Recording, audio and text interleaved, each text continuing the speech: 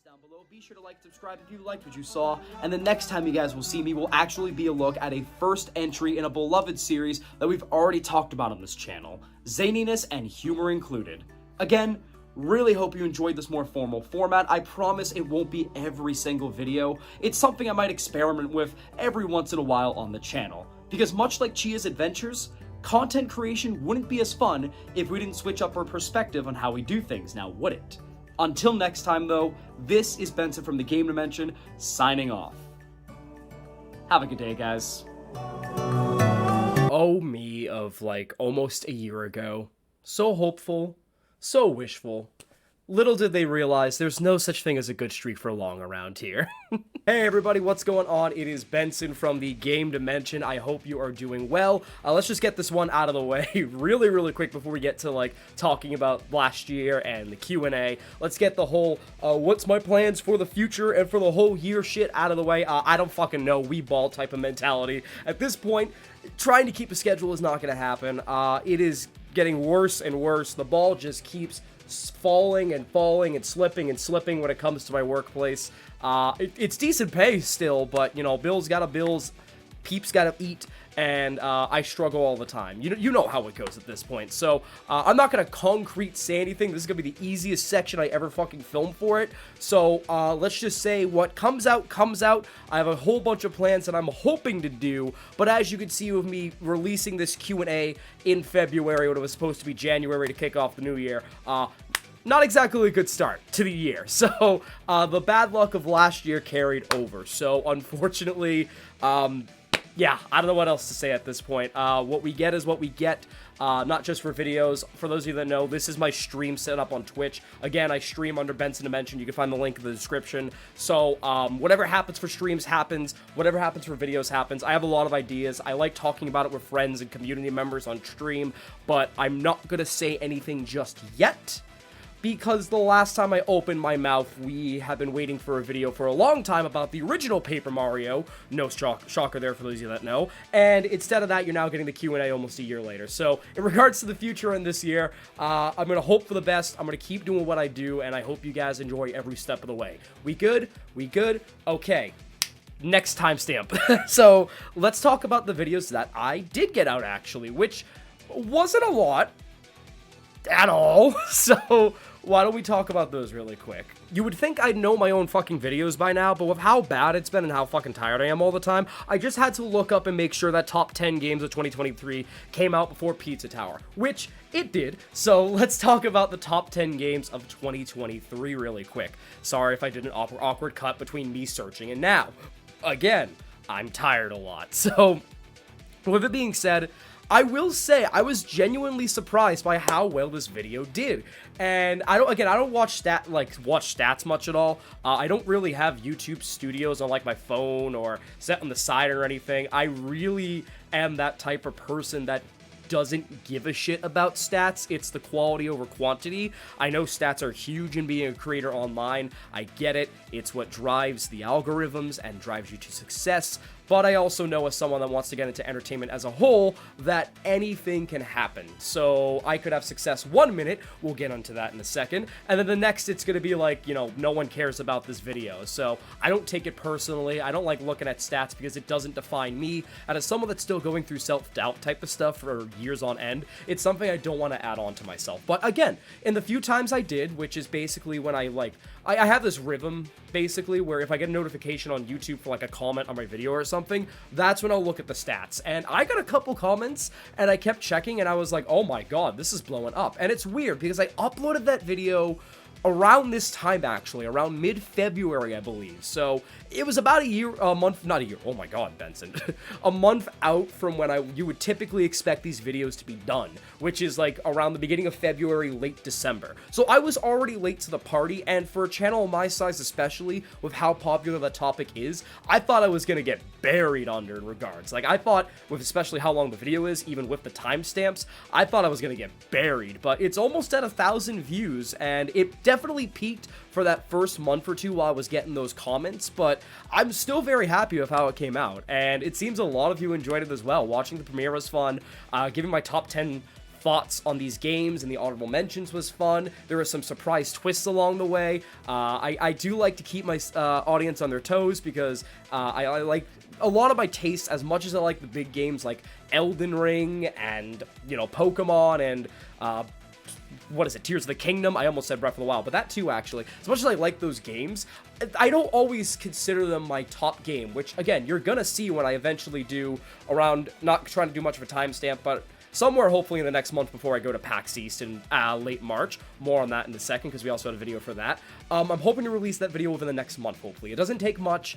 I don't really, even with a PC, I realized this too, I'll talk about it in a second, but it's not going to take much for me to edit it. I will obviously credit the sources that I use for gameplay because it isn't mine. I've tried to save some VODs of my own of the games that I play, but I was surprised with how well the top 10 games did. And it's something out of my element, all things considered. I've never really considered doing top 10s or top 5s, and this is my first time doing it. But I'm glad with how it came out. I'm glad with the reaction. And it was actually very surprising how engaged everyone was. In a good, civil way, I think.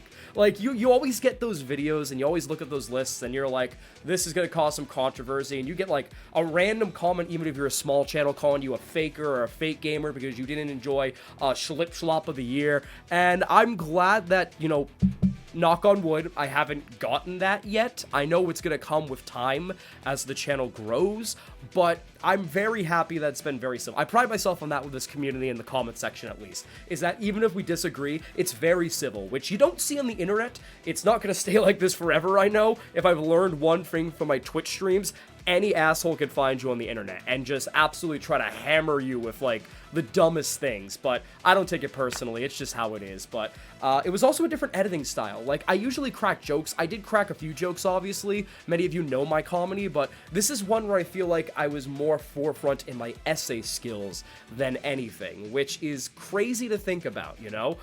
Because I also do serious writing reviews for Letterboxd, of course, of movies that I see, which I want to get into as well, and I'll leave a link in the description. But you know, it was something different that people have been asking me for, like, oh, when are you going to do this type of format? You know, a couple people that I know that do top 10s and top 5s are like, you should try this. I want to see how you handle it. And they thought I handled it pretty well. I don't think I'll make it a consistent part of the channel with everything that I have in mind.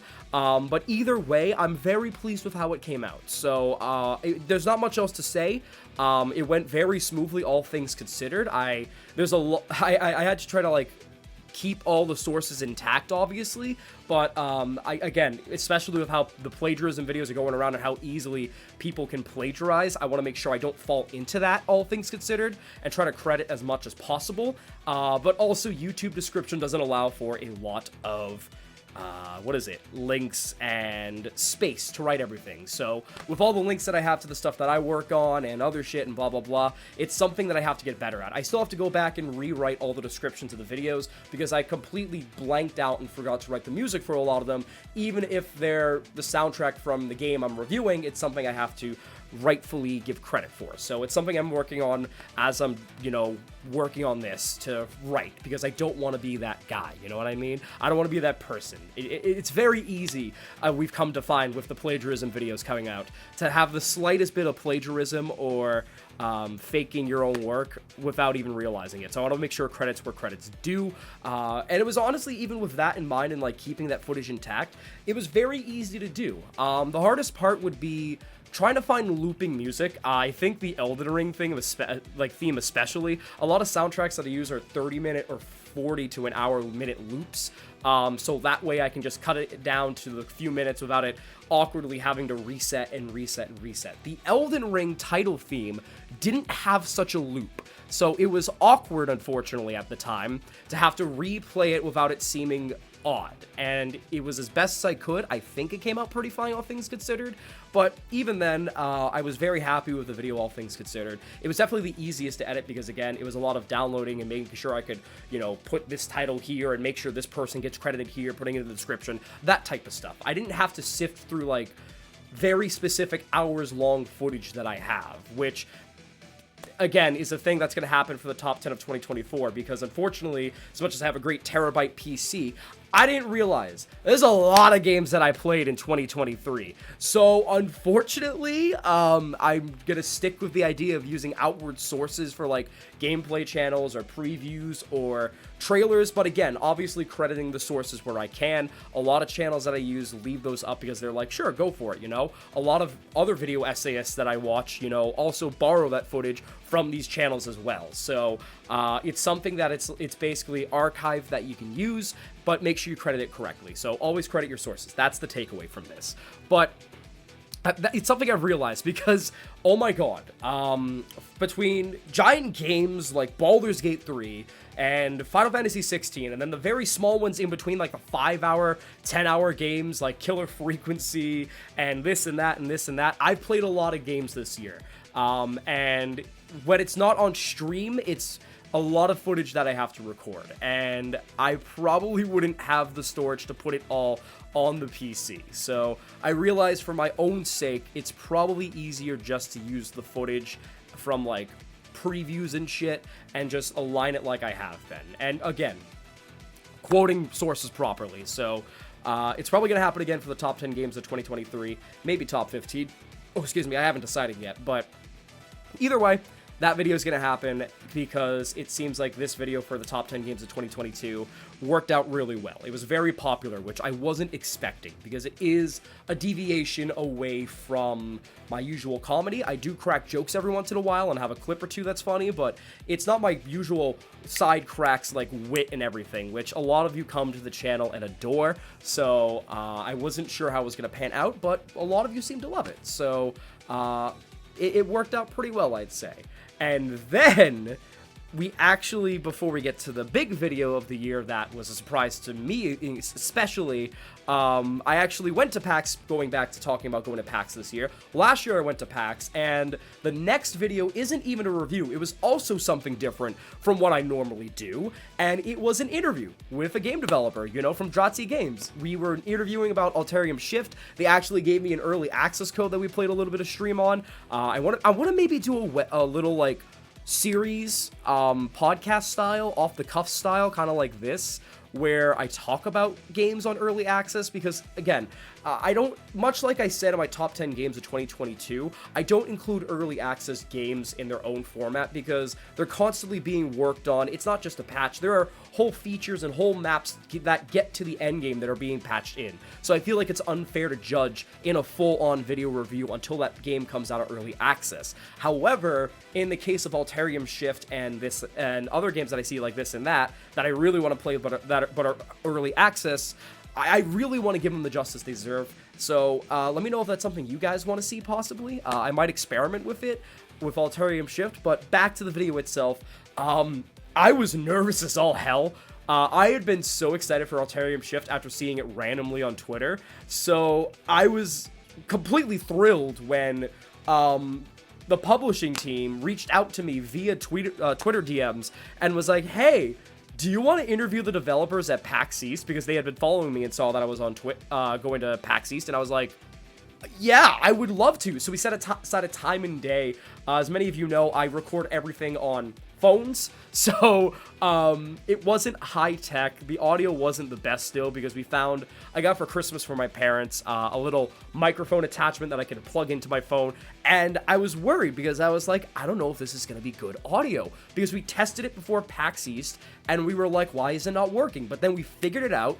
We figured out the tech issues, and we got it working, and my mind was racing the whole time. I had written down the questions way before. I got feedback on them, and people thought they were great questions. Even, like, interviewing, I was told they were great questions, honestly. So I was so happy with the interview, and it's something that I do want to keep doing, is interviewing developers, because as many of you know, like I said earlier, I love AAA games, don't get me wrong. There are a lot of great games that are coming out that are AAA, and it feels like a lot of AAA games are finally understanding what it means to take their budget and use it meaningfully in every crevice of a game. There's still a lot of hiccups, but I would say we're going in the right direction, hopefully, you know, knock on wood and type of stuff. But my heart belongs with indie games, because they really do have these interesting takes on stories, or these type of twists that you don't expect, and blending of genres. Enter Ollie World previously, where it blended platforming and skateboarding, and I ended up loving it, and it was nearly in my top 5 of 2022, even after everything that I played. So I really do love indie games, and I love whether it's a new twist on things, or basically taking the tried and true path of nostalgia and giving you what you loved as a kid, but without as many hiccups. I love indie games, and I love Alterium Shift with everything that I've gotten to do. I got to stream it a couple times, especially after we got the early access key as well, and the community loved it. We all enjoyed it. Everyone loved the interview, and I was so nervous because, again, we fixed the tech issues for the mic, but for something that, like, you don't know how it's going to go until you finish recording, I was nervous because at any point the mic could give out, and that whole interview would be for nothing. So I wanted to do justice by the game. I wanted it to be perfect, and as perfectly as we could make it, and we did, all things considered. Despite everything, I thought we did pretty damn good. It's hard to find a quiet place at a convention center, mind you, but we still did pretty awesome, and I loved the interview, and I would love to reach out to more developers and talk about their games and their process. So it's something that, again, is something that I want to try to, like, intersplice a lot more, but it really shows how far I've come, and that this is the message for any of you out there inspiring to be content creators, or know someone that wants to be a content creator, or have kids that are starting to make their own videos and want to be an entertainer one day. It doesn't matter the size of your group or your community. It's the heart that counts, and it's the work that you put in. And if you put in the hard work as hell, even if you're a 200 subscriber channel like me, if people see it, they're gonna love it. And people loved this, which was, you know, a breath of fresh air for me. And I love talking about Alterium Shift. I loved talking to developers, even afterwards, and getting footage. It was so nice to do it, and it's something I want to keep doing, and I want to keep bringing up these small games. So if you have any developers to my wonderful community, I almost said chat, I almost was in streamer mode for a second, but if you have any games or developers that you know that are out there that I may not know about, that you would possibly want to see an interview for, if they're down, let me know. Again, I always keep my circle as open as possible and try to look for developers, but I know that there are things that I'm going to miss no matter what, so let me know. It's something that I want to experiment with the channel, but despite everything, I think that was the easiest video to edit, obviously. It was just the interview and intersplicing footage of me playing at PAX and on stream right in the middle of the interview, and I thought it went fantastically, despite everything. So, right out the gate, good start to the year with a different type of video format with top 10 games, and then an even better start and better appreciation with the interview. And then, out of nowhere, comes Pizza Tower. Fun fact, this video almost didn't happen. I, for the longest time, was going back and forth to start the year about what first game I should do. And I was going back and forth between Pizza Tower, which I had just heard about at the beginning of the year. Somehow it flew under my radar until January. Between that and a couple other games like the original Paper Mario and this and that. And I'm so glad I listened to Kirby, or for many of you out there, the artist formerly known as Fusefall. I'm so glad I listened to them, because holy shit, that is, I don't even know what to say about that video. It skyrocketed in views. It's still going strong. It's definitely had it's died down. It's had its moments, but a lot of you watching this video probably came from Pizza Tower.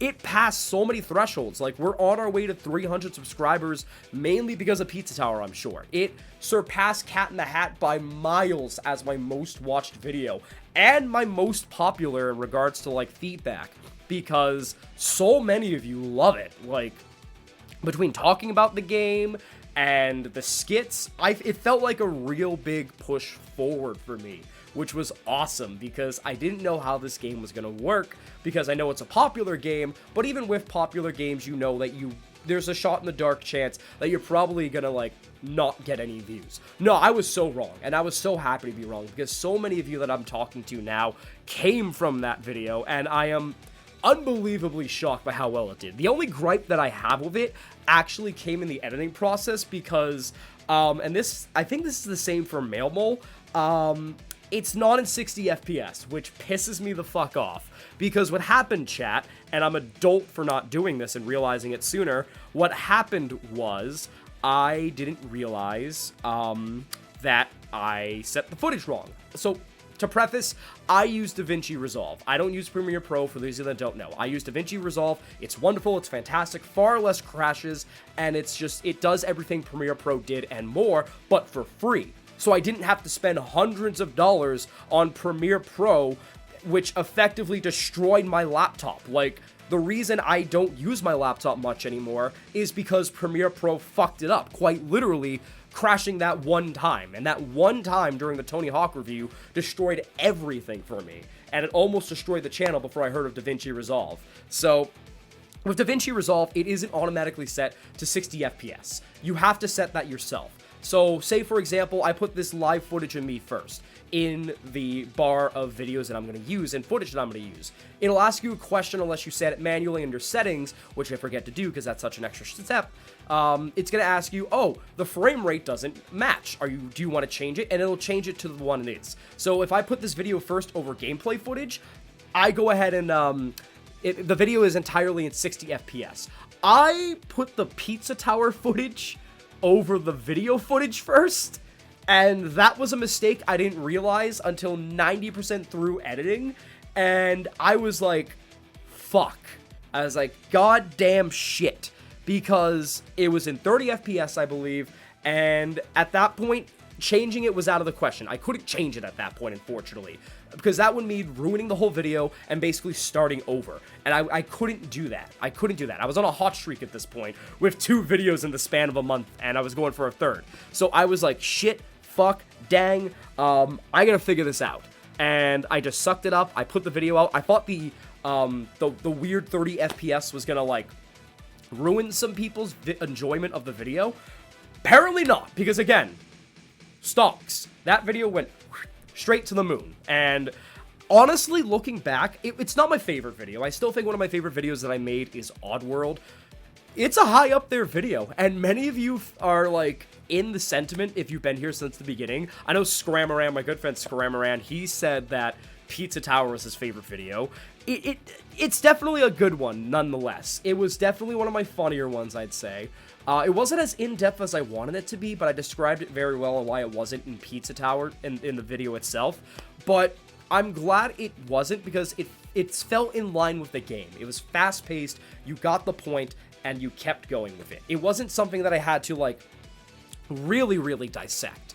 I obviously dissected what was important, but I didn't have to dissect everything, because the things that I could dissect only take up a few seconds of your time, and they tie into the things I do dissect, so why would I repeat that? I try not to repeat the points as best I can, or run off like, the side of the road when it comes to, like, rambling for long, so it was something that I was happy with, and it was a nice change of pace, because I also got to work a lot more on my humor, which was kind of like Pizza Tower, going back to the whole throwback to 90s cartoons. It felt very cartoonish, the humor, with Chef Benson, which was a hit for some reason. Chef Benson was a hit. Not like a big hit like Radical Benson, but a hit nonetheless. Chef Benson's accent, obviously, the whole Chuck E. Cheese comment, that was an inside joke, actually, in my friend group here. You know, the cartoonish style of, like, the banter back and forth, the ending as well, it all felt, I won't say Ren and Stimpy-ish, a little bit of Ren and Stimpy, maybe, in regards to the very, like, out-of-this-world type of humor, but kind of more early SpongeBob, if you catch my cold. So, it was very nice, nonetheless. Like, my humor's usually very, like, smart, not smart, oh my god, I almost went down the Rick and Morty path. Half of you would leave at that point.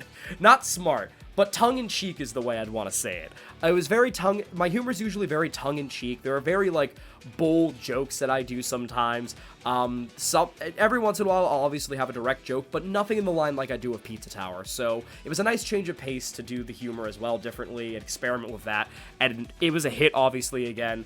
So, there's not much else to say. I mean, the editing part sucked because I realized, this is the wrong frame rate. This is gonna suck, and it's gonna take away from the video, but doesn't seem like many of you mind. And I'm very happy for that, because that has brought us to new heights I never thought we'd see with the channel. With how infrequent this channel is, I was nervous this was gonna be another flop, but no. It was huge. It's one of the best performing videos yet. It definitely has died down, I think, now that the hype is down for Pizza Tower, and it's on to the next big trend in regards to, like, indie games. And I don't mean this as a jab. There's a lot of games coming out, like, there's a lot of good things coming out that I know are happening. And there's a lot of trendy things as well that a lot of people are also going to hop on. As much as I love Pizza Tower, it's basically like any popular game that you hear. There's going to be fans that enjoy it, obviously, but if it's a huge game that's popular on the internet, there's going to be a trend. And there's a lot of people that follow the trend and then hop into the next one. So whether you followed the trend or a diehard fan or somewhere in between, I appreciate you watching the video and making it what it was. And it was an absolute blast to film. And it's definitely something that I keep in mind going forward, because I don't try to, like, and it's not that I have anything against reviewing current games, it's just a lot of current games are huge, unless they're indie games. And even indie games are kind of getting a lot at this point, which is good, don't get me wrong, but for someone that's infrequent and doesn't have this as a full-time gig like me, it makes it hard to keep up with current games and talk about them like I want to, versus how I should, which is short-form content, which never gonna do. Never gonna do. Absolutely never. You will never see me do short-form content as long as I live, I can assure you, unless there's a direct reason. But making short-form content a big stay, no, not gonna happen. If I find a game or a topic that does fit short-form content, which ranges about 10 minutes, I believe, 10 to 20 minutes, I'll do it, but otherwise, it's not gonna be something that I do. You guys have made it clear already, not just with this video, but with other videos, that it doesn't matter how long the video is, you guys enjoy my thoughts, and you enjoy my in-depth analysis, so I appreciate it. Yeah. Not much else to say. You can tell I'm tired, though, and I'm sorry for those of you that are, like, new to the game dimension from the Pizza Tower video, seeing this for the first time. This is normally me when I'm not reading a script. Even when I am reading a script, I ad-lib lines sometimes, and it's just because I'm always tired because I'm working, and if I'm not working, I'm streaming, and if I'm not streaming, I'm working on videos or playing games for video ideas. So, I don't get to, you know, format my thoughts as much as I should, but it's also authentically me, and it's still well-spoken, I think. So, I'm sorry, but also not sorry at the same time. But at the end of the day, I'm also not sorry for the success of Pizza Tower, and again, thanks, Kirby, for suggesting it'd be a good idea. I didn't think it'd be as popular as it was, and it crushed so many goals for subscribers and records for the channel that I did not expect.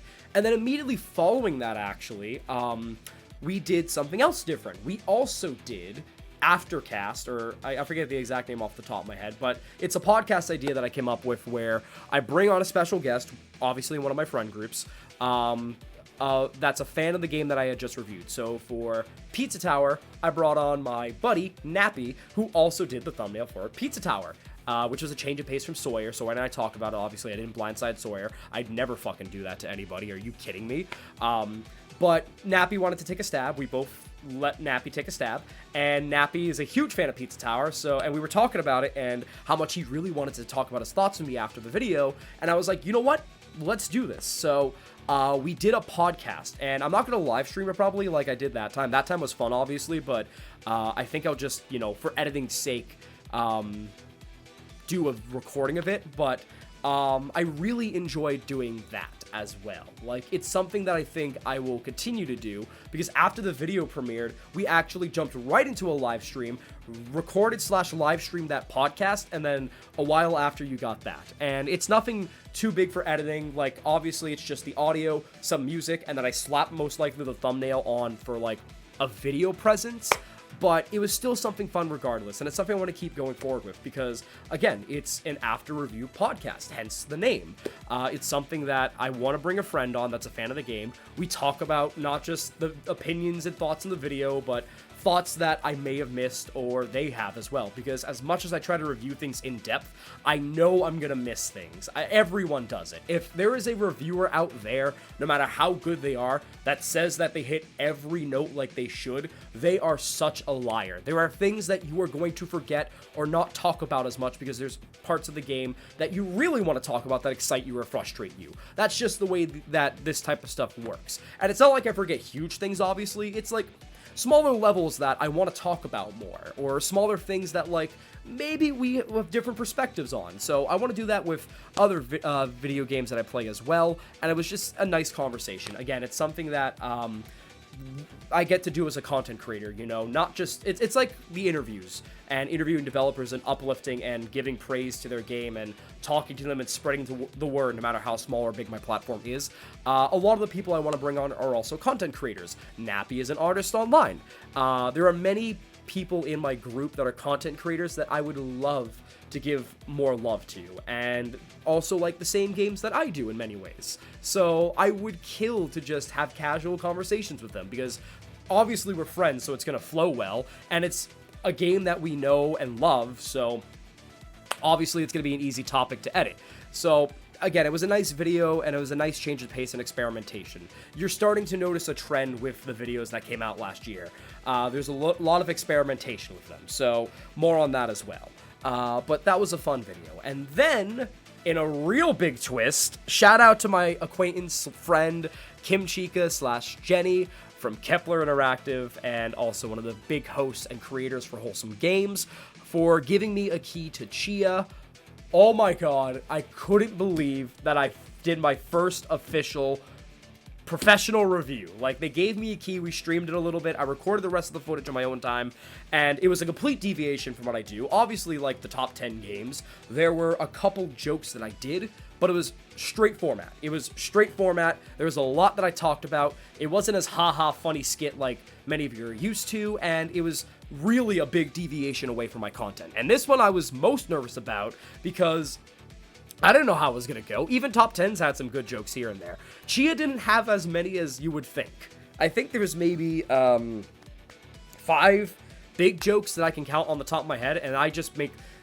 they were basically riffs into, like, playing a clip from my streams where something funny happened in the game, so it wasn't like I put a lot of effort into the humor. It was the essay at the end of the day and the review that I was focused on. And I didn't think it was going to be a long video. I thought it was going to be 30 to 20 minutes. I was wrong. Apparently, I had a lot more say than I thought, but can you blame me? Chia was just amazing time. It was a lovely time, and again, when Jenny reached out to me with a possible key for it, before the game even came out, I was like shaking when I got the email. I was so excited. I was just like, mother of Christ, please let this be real. And it was. And I do want to take a moment to thank Jenny, because she has been one of the most consistent people and giving me opportunities. I haven't even touched this game yet, because I don't want to play it on my own time, because I don't want to be that asshole. I want to give the game its proper due if I'm given a key for it, no matter how long it takes. She gave me a key for Eternights, which is awesome. Eternights looks awesome, so I want to do a review on that eventually, like I was hoping to do in the winter before things got out of hand. And I actually, at this moment, got a key a couple days ago for Ultros, which we will be streaming on Twitch. So again, possible video ideas, so if you want to check that out or check the streams, definitely click the link in the description. But she has been so amazing to me. She's been giving me so many opportunities. Just chatting with her in general is great. She has like a gaming book club, essentially, where we play a game every month, and she gives out prompts for deep thinking like every week. I've been able to actively partake in it in the last few months, but I get the emails, I look at them, I play the game still when I can, or, you know, see what other people think, and it's just such a thoughtful thing. Jenny is an amazing person, a ground shaker in the making, if you will, for the game industry, and she's been absolutely in my corner, and she's an amazing friend that I get to talk to every once in a while as well, that has been giving me some great opportunities, and Chia was one of them. And even though it wasn't as funny as my other videos, I would say this is still up there as one of my better videos. It's a very formal review, don't get me wrong, but the editing was on par, the topic was on par, the points were amazing, and the footage was great, and many of you really enjoyed it. I know it's an abrupt change compared to my usual stuff, but many of you are on board with it and would love to see more, and basically gave me the thing that I was worried about, the opposite of what I was worried about. I was worried that this would be something that no one would like, and I know it's a complete 360 almost from my normal topic way of handling things, but many of you loved it, and it's something I'm going to keep pursuing. So not much else to say about Chia other than it was such a great video, and thank you, Jenny, for that. And that's where the videos end, because after that, dear Lord, I won't speak on much, because again, don't want to dox myself in my workplace. My job's gotten brutal, and I had so many great video ideas, and including the season 2 finale and finally wrapping up season 2. That didn't happen. Eternites, I wanted to review that. That didn't happen. The most I got after that was being a part of collab with my friend Miss Bubbles and other content creators, you know? And we didn't even interact. So Bubbles just kind of was just told me about my segment to pick a game. I did it. I got it set up for her, and it's not like I'm dissing on this, obviously. It was a huge opportunity, but it wasn't as, like, you know, tight-knit as, you know, say, me collaborating with some other content creators that obviously are my friends. You know, we didn't get into a group chat. It was just Bubbles messaging me, asking me for a segment, and then she stitched it together afterwards. It was something new for me. You know, it was a challenge to get short-form content out of the way, which, good God, I'm not going to do. I'm never going to do short-form content. I already said it. I'm never going to do short-form content consistently. I can't do time limits. If somebody invites me on, again, obviously, like Miss Bubbles, I will do it because I love them to death and I love doing things with my friends, even if it is just stitching together a segment and shipping it off. But, dear Lord, I can't do time limits. I cannot do short-form. Not for me. I respect anyone that does it. I respect that hustle. Not for me.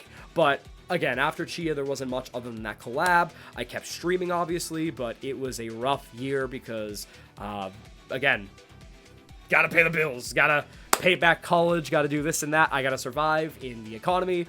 And unfortunately, this ain't doing it. As much as I'd love to, yeah. I can't put all my energy into this because I need that energy for work because I need the money. And I know many of you understand. I know it's something I talk about all the time at this point, but that's the only reason at this point, honestly, is just burnout from work and work schedules changing. And honestly, higher ups in the corporate chain threatening our jobs. So, battening down the hatches, I should say, not buttoning, dear God, battening down the hatches and making sure we please them. So it's something that is well paying though. So of course, compared to around the rest of my area, it's something well paying. So of course I got to do it. I got to suck it up. That's just the way life is. But even if I didn't get many videos out, that good streak is something I'm very proud of because there was a lot of experimentation. Whether it's the humor, the script writing, doing interviews, or doing the podcast, it was all experimentation from what I normally do, and it all was a hit, you know, in its own way. You know, fuck the views, the feedback was amazing, and it's something that I am so proud of, you know. I would have loved that consistency, don't get me wrong, and instead of kicking myself and, you know, being demoralized, finding a way to get through it, I'm still proud of the work that I put in for this year, and hopefully, not going to make any promises, 2024 is better. So, yeah, I would say all things considered, 2023, despite the quantity, it is another case of the quality speaking for itself, and I couldn't be happier about that. So, thank you for sticking by me, thank you for everything, and I can't wait to make this year even better, hopefully, in its own way. Okay, so with all that being said and done, this is going to be the easiest video in regards to my yearly wrap-ups, because now we're on to the Q&A. There are a couple great questions on Discord, but I want to get the Twitter ones out first. I don't have screenshots of them, though, because at this point in time, I deleted Twitter because I can't stand the site anymore, and I know it's going to kill me as a creator and missing opportunities, but I don't care about the site at all. It's gotten so bad, and I'm not going to use something that's shitty. So even if it hurts my opportunities, I deleted Twitter. I do remember the questions, though. There were only two. So the first one that I remember is one that George Mario Nerd asks every time there's an opportunity to do a Q&A with me.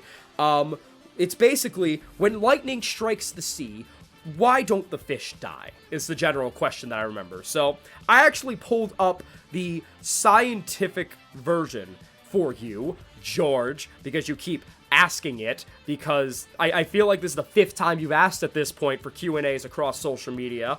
So allow me to read an excerpt straight from TitleTow.com, where do fish die from electrocution when lightning strikes the sea?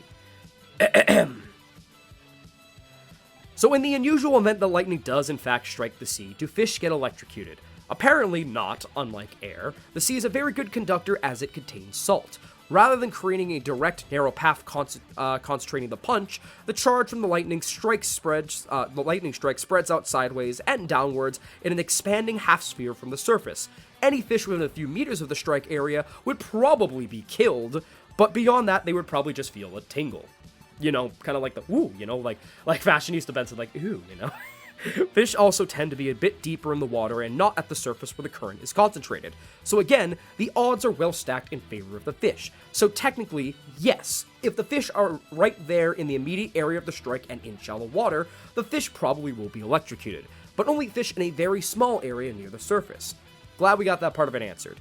So what about animals at the surface like whales and dolphins, you might ask, says the articles. So if fish are saved because they generally hang around a bit deeper than the surface of the sea, what happens to animals like whales and dolphins who are on the surface a lot and have a large surface area when lightning strikes? Well, we searched and could not find any direct evidence of this happening in the past, although biologists agree that it is entirely possible that marine mammals do get killed by lightning. Some clever fellow with way too much time on his hands done some math. He took the average strikes across the world's oceans, compared it to the surface area of the oceans, the number of whales estimated in the ocean, the time of the area at the surface, etc. And to cut a long story short, he reckons, yes, statistically, whales must have been killed by lightning many times in the past 1,000 years. But this is a statistical probability, not much hard evidence out there for this. And then it basically goes, is it safe to go for a dive when there is lightning? And the short answer to avoid all this is, because I'm running this bit long enough as this, is no, idiot, don't go swimming. Have you not read the article? So basically, George, to answer your question that you ask all the goddamn time, how are you not tired of asking it at this point, buddy, is concentration of salt and science rules. That's how I could describe it for you. Salt helps. Being salty helps in this case. Put that on the screen and quote.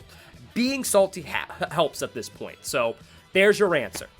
I know it wasn't the best answer, but I just Googled something up for you to make this happen, so you're welcome. And then the other one is from a personal friend of mine, Ben's his name, and he asked me my top 5 favorite movies, which can change some. Well, number one is obviously Labyrinth. Should I do this letterbox style for those of you that know? Should I do like those letterbox interviews where they place a mic with the letterbox colors and then like, quick, name your top 4 colors, and it's like a weird video? Okay, I'm gonna do that actually. So, ladies and gentlemen, I present to you a mock-up interview, or my personal interpretation of letterboxed interviews. Oh my god, my top 5 movies? I don't know if I can answer. Stop. I mean, this is so on the spot. And then it cuts to another person because clearly there's not many people and they're just like, ooh, that's a tough one. And then the other person immediately lists off 5. So we cut back to me, the first person, and it's like, ooh, you know, number 1 is obviously got to be Labyrinth. I mean, that's a timeless classic. Number 2 is definitely Empire Strikes Back. And then because they're getting impatient and there's a lot of time to kill in between thoughts, they swap to the next person as they go, oh, you know, I absolutely love this obscure French movie from the 90s. You know, doesn't beat the original from the 30s, which is also my favorite, mind you, but, you know, it's something nonetheless. And then they cut back to the original, and it's like, ooh, number 3? Gee willikers. You know, I gotta go with Alien. Alien was a good one. Oh, and Space Odyssey, number 4. Yes, number 4 is Space Odyssey for sure. That's a really good one. And then it cuts to the next person, and they're just like, yeah, I don't know. This is a tough one, actually. You have to come back to me on this. And then they cut back to the first person with their movies blatantly on the bottom screen, and it's just like, oh yeah, what have I said already? I said Labyrinth. Did I say Alien? I said Alien, yes. And then Space Odyssey, I said Space Odyssey too. And I also said this movie and this and that. Empire Strikes Back, I said that as well. Gee, there's a lot, you know. Oh, Godzilla -1. That's my number 5 movie. And then they go to the other people and they just start listing off these random movies out of nowhere as if they finally just kicked it into high gear. So there you have it. My top 5 favorite movies, letterbox style. You know, now that I think about it, maybe not. No, I'm kidding. Number 5 is bound to change again, I'm sure. Definitely. I definitely, like, pick these up a lot, and I bet you if you ask me next time as well, number 5 will be different, but in recent memory, I would definitely say Godzilla -1, but my top 5 movies off the top of my head, obviously Labyrinth's number 1, I've talked about it before, it's just a Jim Henson masterpiece. I love everything Jim Henson, obviously. I love the Muppets, I love watching, you know, Webulous World of Dr. Seuss, which was from the Jim Henson Company, obviously, in a way. Labyrinth, Dark Crystal, those are all fantastic movies. Number 2, Empire Strikes Back. I absolutely love Star Wars, so you obviously knew that was going to happen. Empire Strikes Back is fantastic. Number 3 is Alien. Alien is just such a good movie, and it's not it's what I love about horror, you know? Obviously, horror now can be a lot of jump scares. This is the type of movie that doesn't have many jump scares and relies on the atmosphere to speak for itself, and it still has a great and amazing vibe with an amazing setting. It's one of my favorite things about sci-fi, and, you know, does a lot of showing and not telling when it comes to its lore of its characters and its alien of the day type of thing, like a lot of sci-fi movies do. So its main alien is shown rather than told about in regards to lore, because they clearly don't know what's happening. It's what I love about horror too, because oh my god, I love atmosphere and I love creepy vibes and I love creepy anxiety instead of being like, oh, you know, that type of stuff. Like, oh my god, another white guy that was just, you know, traumatized, ooga booga booga, that type of stuff, you know, that you see all the time. So number 3 is that. Number 4 is definitely Space Odyssey. I love Kubrick's work. Clockwork Orange, you could even say, would be in my top 5 on a random day, depending on how you ask. I love movies in general, but I love Space Odyssey. It's, what else is there to say about it? Obviously, it's a well-known movie. And number 5 off the top of my head, if you told me top 4, it'd probably be easy, but number 5 is definitely going to be Godzilla Minus One in recent memory. It is a movie that took me on such a trip. Phenomenal movie. Might even be better than the original, I'd say. I'm probably going to be one of the people that's going to say it's not even just on par with the movie, but better than the original in a way. And it was just, it's a superb time, honestly. It is such a superb time. Highly recommend if you haven't seen it already. Just kidding, though. That's not at all my top 5. Number 1 is Barnyard. Number 2 is Evil Bong. Number 3 is The Last Airbender by Shyamalama Ding Dong. Number 4 is literally every single part of the Star Wars sequel trilogy. Just kidding. I really liked Force Awakens, actually. All right, so now we're getting to the meat of it all with, like, the Discord questions. This first one comes from my buddy Trevor. Just kidding. It's actually Cutie Summer Girl 69 for those of you that don't formally know them on Twitch. When are you coming back? Please, I missed you and your handsome face. Speaking of handsome, how did you get so handsome? That's a good-ass question, because I think I'm absolutely ugly. Please don't beat me up in the comments, chat. I guess, I don't know. Skin routine, I guess. I go for walks. I keep myself in as much shape as possible. Maybe it's the anxiety? I guess I'm attractive when I'm anxious, which is all the time. I guess. I wish I could tell you why I'm supposedly handsome, but I don't even believe it, so, write your own answer for that one, I guess. Moving on, though, we have Nappy actually asking, will you be playing One Shot? And for those of you that don't know, Nappy for Christmas / my birthday actually gifted me One Shot, which, thank you again, buddy, I appreciate it. It's one of their favorite games of all time, and it's something that I've been intrigued by. I thought I was going to be able to play it on Steam Deck. I can't. So, I will be playing One Shot. I just got to set aside a time to really play it, because it's something that I've looked into, and it dedicates a lot of time, honestly, in its short playthrough of everything, and it's definitely something that I really want to take my time with. So I will be playing it this year. I don't set many goals for myself, but I will be playing it this year just for you, Nappy. I promise, buddy. I absolutely promise. Moving on, though, speaking of playing, we also got Zorcius as well asking, when will you play Alien Isolation again? For those of you that don't know, my Twitch, obviously, again, you already know where to find it. A while ago for Halloween, I played Alien Isolation as a one-off stream. I've obviously played the game before. I don't know if I'm going to play it anytime soon, honestly. Maybe for a Halloween thing, but I don't think I'm playing it anytime soon. It is one of those things that you have to play when you don't have, any memory of it, because it's so much better. It's a great game, don't get me wrong, but it's so much better when it's fresh in your head, and those jump scares and those horrors and that panic of where am I going in first person hits you like it's the first time. Obviously, when you replay it, even if you forget, it starts coming to you slowly, even if it's been a while, but having that experience of where am I for the first time again is something that you can only replicate if you give it that type of space. I feel like it's something I'm not going to come back to for a little while, and if I do, it's going to be either a one-shot on stream for Halloween or something for New School Arcade, which is also coming back, so that's going to be fun. But in regards to answering your question, I don't think it's going to come back anytime soon. I'll probably play it on my own time as well, because I'm starting to really determine what I want to play on stream, what I want to play for videos, and then if my answer changes down the road, I obviously have the right to do that. So it's something that I'm going to keep playing with, but the short answer is not for a while at least. This one is from the bestie Miggy, my boy Miggy himself, the bestie homie G. How do you get the motivation to create content, not including Twitch streaming, and how do you maintain the energy despite any anxiety / depressional issues you may be facing? That's a good question, actually, because I don't even think I handle that shit well. But in regards to motivation, it's fairly easy, all things considered. It's just, you know, the writer's block and me getting in my own way with that anxiety and depressional stuff like you were talking about, Miggy. It's that type of stuff I fight. I'll get into that in a second. But to find the motivation, I've always wanted to be a filmmaker and a writer first. Before even filmmaking, I wanted to be a writer, like an author, when I was a kid in elementary school. I would write my own short stories and shit. I'd share them and everything. The kids at the time loved them.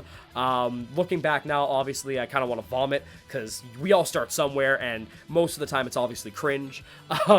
But I found the motivation because I've always wanted to do filmmaking. I've always wanted to do writing. And then when the pandemic hit, I had a lot more time after graduating college to implement my writing skills and my video making skills because I genuinely could not get anywhere because all the studios were closed because coronavirus fucked everything up, as we know.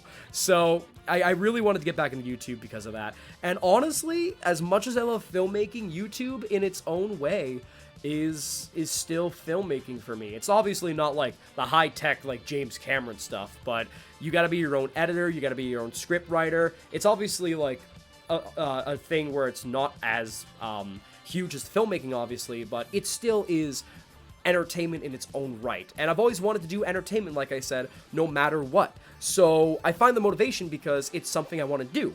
Will it get somewhere? Maybe. Am I still going to do it? Absolutely, because it's something I want to do in my life. Whether it's Broadway or Hollywood or frickin' Bollywood, God forbid, or Twitch streaming and YouTube stuff. It's entertainment that I want to do.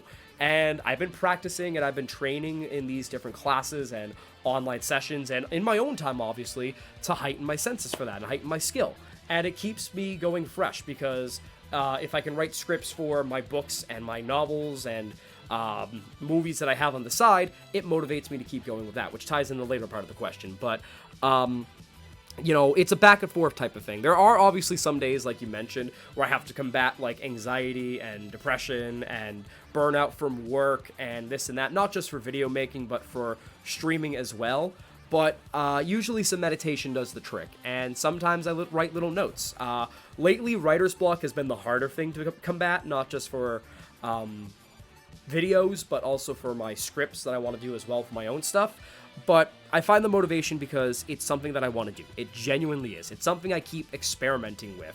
It's obviously not where I thought I'd be in life. I figured I'd be working with studios a lot more by now, but I am actually working with a local studio a little bit, just to give you guys a nod at that. It's not where I thought I'd be, but it's something that I love doing, and it's something that I do my way. I have full control over it. So I find the motivation because it's a representation of me. It's not just this and that. It's not me in a nutshell because the people funding my project are basically requesting this and that be cut for them to fully think it's a vision.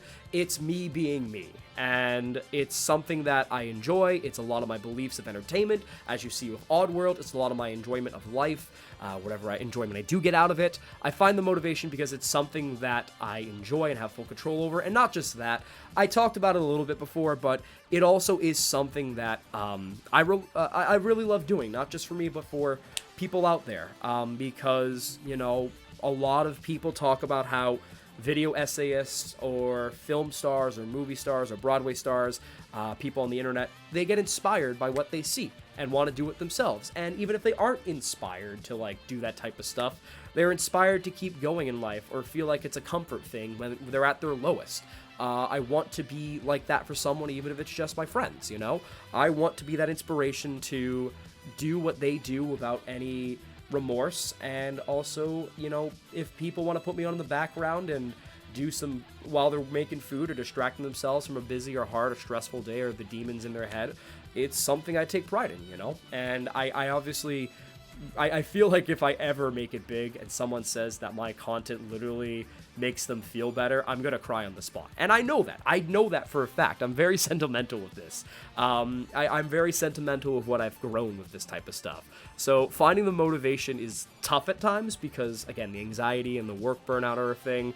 But I find the motivation not just through meditations, but because I know that my work will pay off, not because at the end of the day, past the self-hate, I'm going to be proud in it, but because I know someone else is going to be excited about it. And it makes even a stranger's day. And one day it could even, you know, change someone's life or save it for even a few minutes.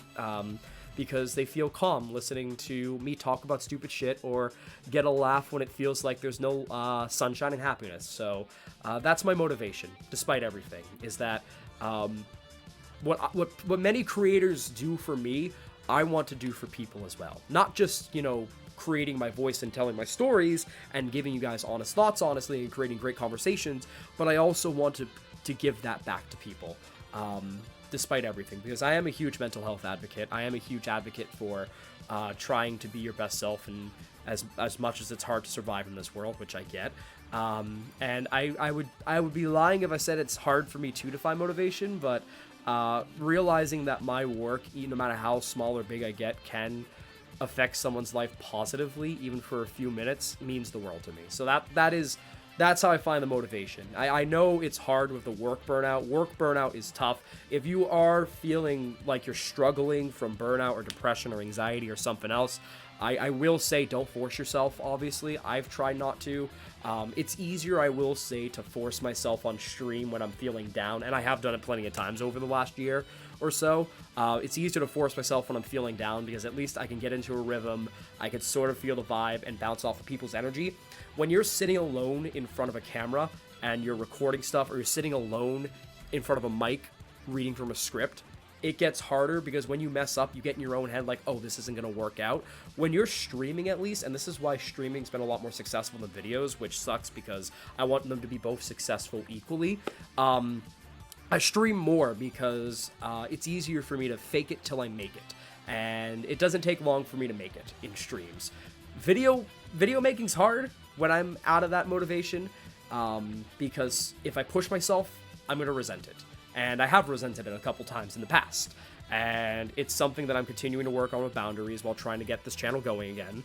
And what makes it easier in getting that motivation back while respecting my boundaries with this mental health stuff is that it's something that I get to put out about myself. It's unabashedly me, which I love doing now. Excuse me. There's a lot of self-doubt still, but I love being a little bit more unabashedly me. Learning to love myself a bit more.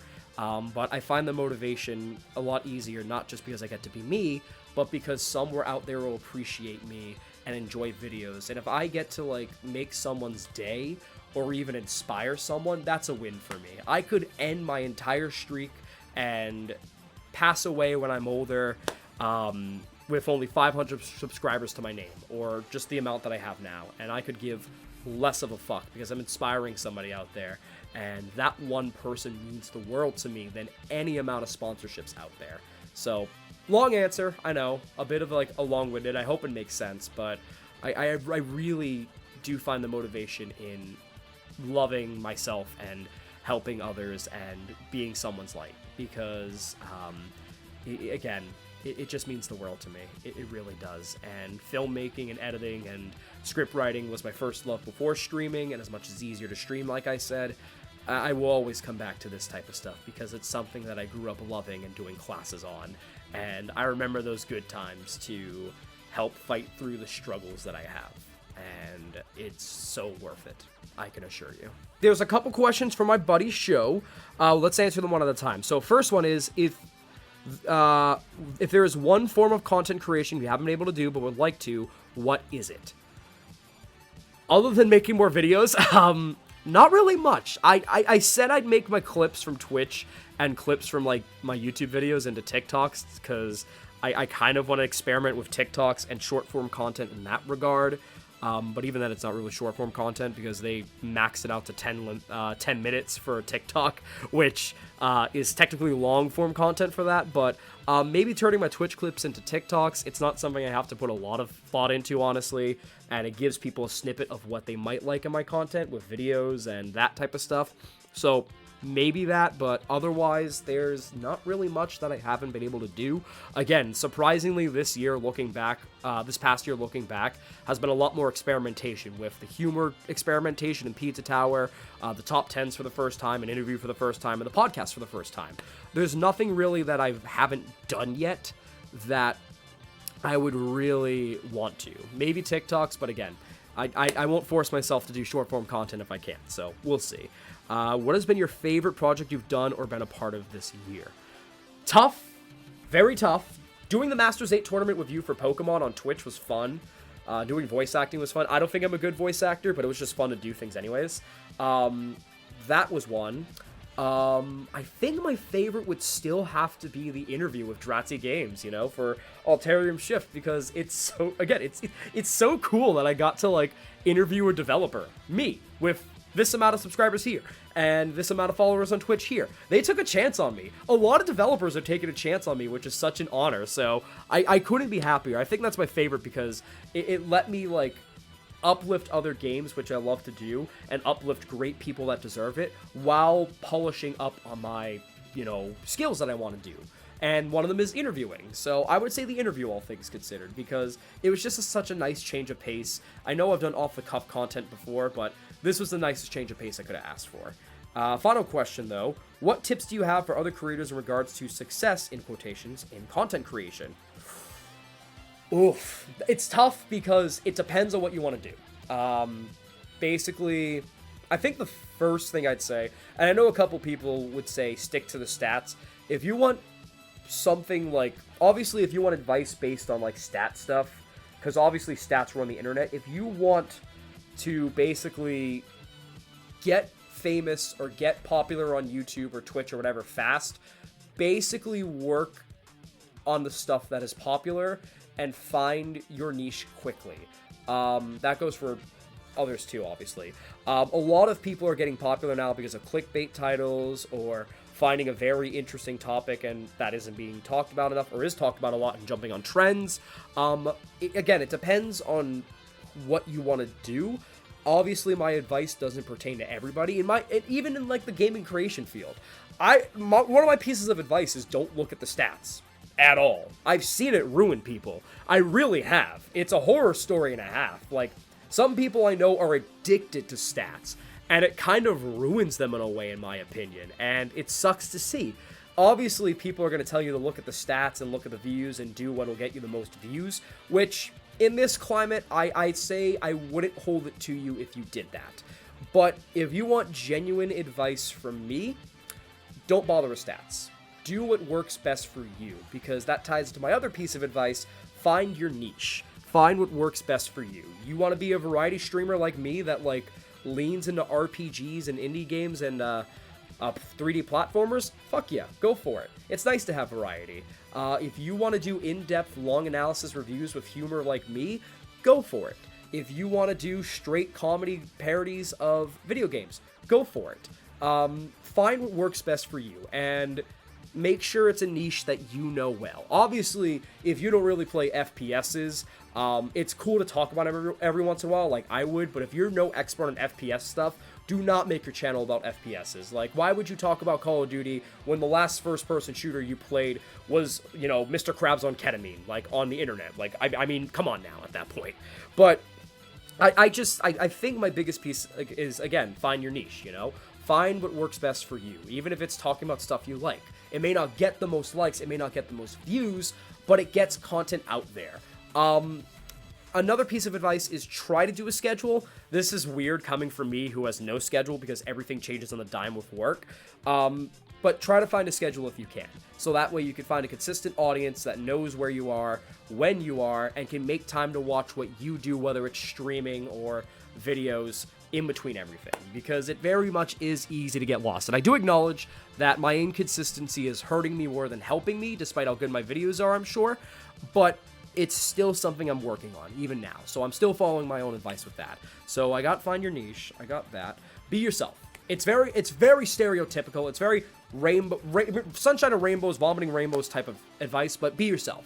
No, if people want to, like, look at a YouTube short or a video of someone that's like, you will not believe what this game has, then, like, go for it. And even if you do that type of video, find your voice and how you want to talk about it. Don't just make a ranking video and talk about it like every other 50 million ranking person out there. Like, one of the best examples that I give, I can't stand clickbait titles. I can't stand you will not believe or this type of stuff. But the only person that I find makes it work exceptionally well, and this is not, you know, bias, even though they're my friend, is Ms. Bubbles. She has a voice, and it's worked for her. Like, obviously she uses clickbait titles because it works the best. I don't agree with using clickbait titles, but it works the best. And she uses it to her advantage because not only are people going to fall for that stuff, but she also does it in her own voice, wholeheartedly. She's the only one I will watch of that type of stuff, because it's not just her droning on a script, basically just point A to point B. She actually has her voice, and that is huge. If you try to be like everyone else, it's not going to work. You're going to be like everyone else in the worst way possible. You may have all those views for now, but once you start experimenting and trying to find your voice after you be fake, it's not going to work. You are going to lose people right away. So be yourself right out the gates. Be unabashedly you. Find what works best for you. Don't try to force content, essentially. Don't force it.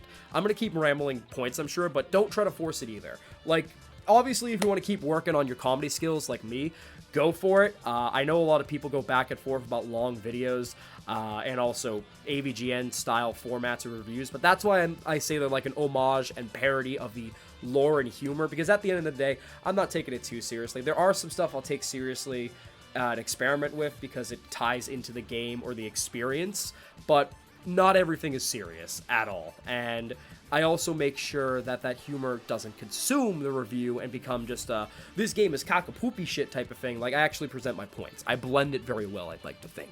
But don't force it. If you try to be funny and you're not, and you know you're not, don't force it. If you work on your comedy and practice throughout, sure, go for it. But if you think that your way is just doing serious formats, point A to point B, like this is great, this isn't great, do it. It's what makes you you, is how you do the format and adding your voice to it.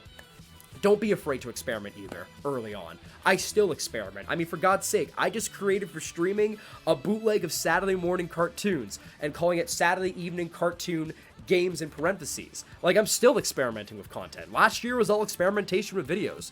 And that's probably my main things, is be yourself. I know, stereotypical, but it's true. Find your voice, find your niche, and experiment while you can. Because as soon as you get popular, it's going to be harder to experiment, because unfortunately people are going to come in and out just like that, and not everyone's going to like it. But if you still like it and you're still proud of it, who gives a fuck, you know?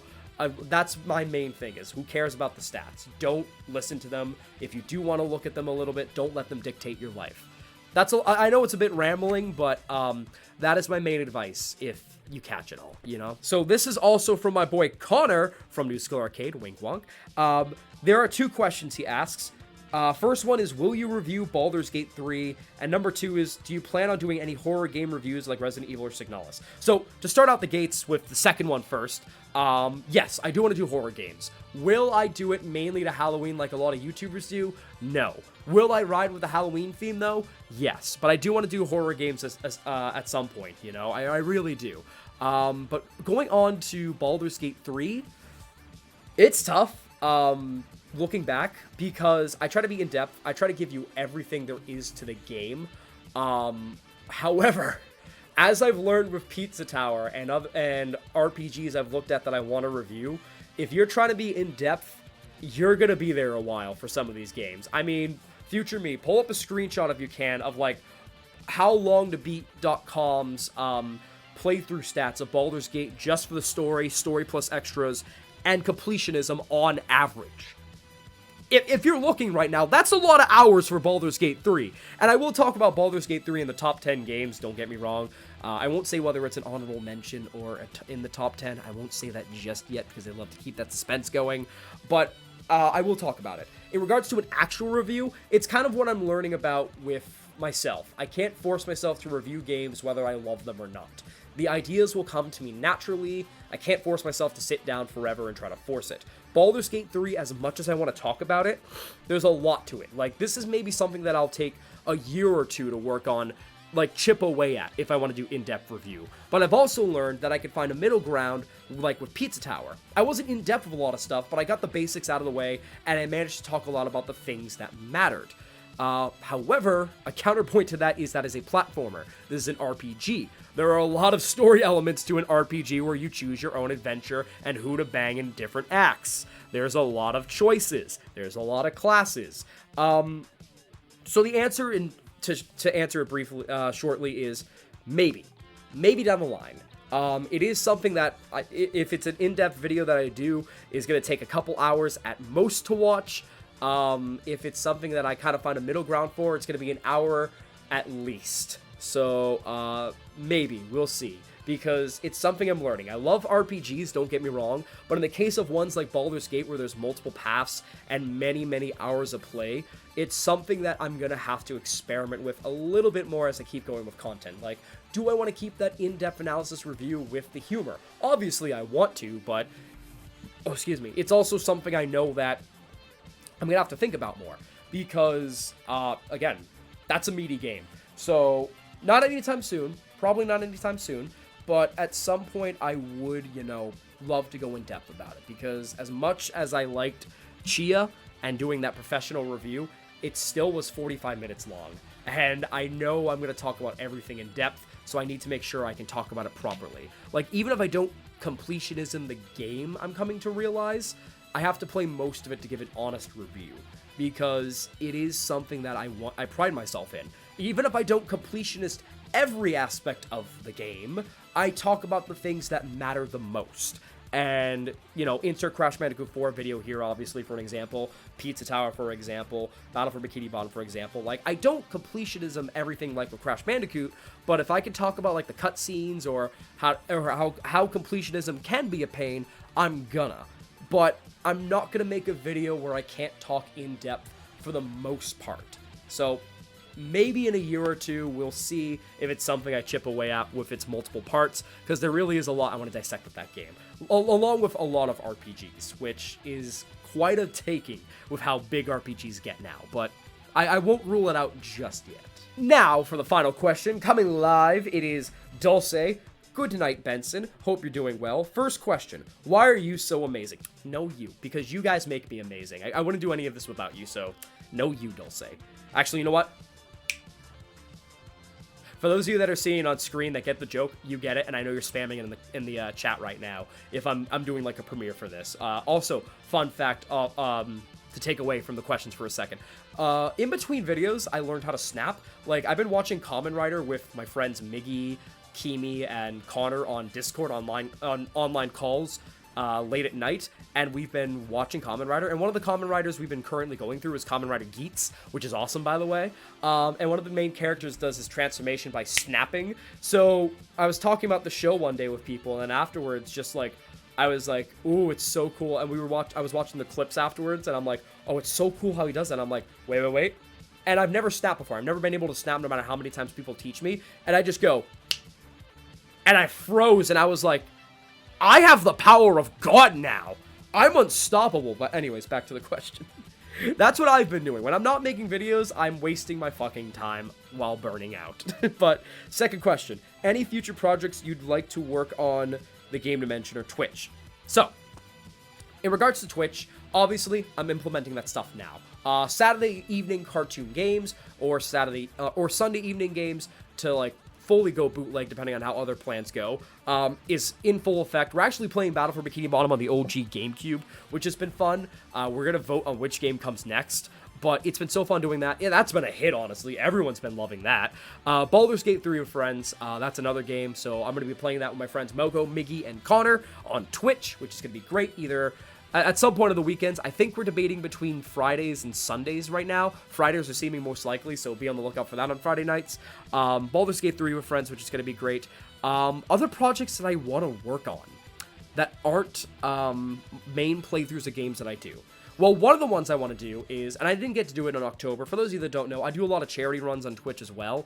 One of the things that I had to back out of on October because of how busy and stressful things got was a charity run for Make-A-Wish International, which was tabletop-based, and it could be anything tabletop. Dungeons & Dragons, Pathfinder, Shadowrun, you name it, it was all fair game. And I was so excited to do that. I want to do that for this October. I really want to for October this year, Not only just October, but I want to run some campaigns on Twitch. You know, I think it'd be fun. Again, going back to my buddy Trevor, he did absolutely amazing with the one-off campaign that we did. So I would kill to do that again. And I love D&D. I love doing that type of tabletop stuff. So maybe doing that and working out into the schedule, whether it's October only or at some point down the line. You know, Warhammer, Dungeons and Dragons, Pathfinder, Shadowrun. I bought a couple different books to like experiment with, like the Tome of Beasts for from Cobalt Press for D&D. I want to learn Pathfinder. I want to learn Shadowrun. I want to learn Vampire the Masquerade, the tabletop. So there's a lot of tabletop I might want to implement, and especially because since I upgraded my camera to an Elgato camera, I want to like maybe use my old camera, like show the Elgato showing the party, and use the old camera to like peer up over the table so you can see all the dice rolls and everything. That'd be so cool. So maybe experiment with that. Obviously, I want to keep doing Does It Have a Manual? For those of you that don't know, that's a game show I came up with that's somehow been popular, where we get a bunch of games from my studio, bring them down, and we talk about it, and I let people bet points or money for charity, possibly, and we basically guess if the game has a game manual or not. You know, not like the shitty safety warning type of thing, but like the actual game manual is like the story so far, these characters, collectibles, controls, that type of stuff from the GameCube, PlayStation eras. I get a drum roll sound effect, I play it, and I go, does it have a manual? We open it, and if it has a manual, we look at the manual, we basically flip through it, and we determine if it's a good manual or not. It's basically a nostalgia type of thing. It's very fun. I want to keep doing that. I don't think there's much else otherwise for streaming other than that stuff. As for the game dimension, I want to wrap up Season 2. I've had a big plan for a while with how Season 2 is going to end, in regards to the lore of the game dimension and the hooded figure that's been going on. I had a way to wrap that up, and I still want to wrap it up that way. It involves a couple people, so once everyone's back in May and June from their excursions, we're all going to be like, I think excursion's the word I can use. I think so. Okay, I'm self-doubting. But I really do want to, like, get everyone together and basically film it. It's not just, you know, a game dimension video. It's a celebration of, the people that make the community, and not just that, but also, like, them and their content. Like, there's a lot of jokes that their communities are going to get as well. It's something that we all get to celebrate together. So I want to do that with people, of course, and wrap up Season 2. I want to do the original Paper Mario video still. I also had, again, at this point, I was going to do dating sims. I had a couple dating sims that I played, but again, the burnout from work and how bad that's been, and the self-doubt got to me again, so I had to scrap that. That's going to be for next year, though. I have it in the banks already. And a video that I almost fit, I literally had 90% of the script done, and I just doubted myself again because of how bad work got in October. I had a Halloween special that I want to do this year, actually, since the script's mostly finished. And I'm obviously going to replay the game to make sure if any of my thoughts change from the last time I played it a few times, but it's basically the Haunted Mansion for PS2. My thoughts probably aren't going to change, you know? So I want to do that Halloween special. I want to do a couple Halloween videos. I want to bring the Christmas special back. I want to do another Christmas special, obviously.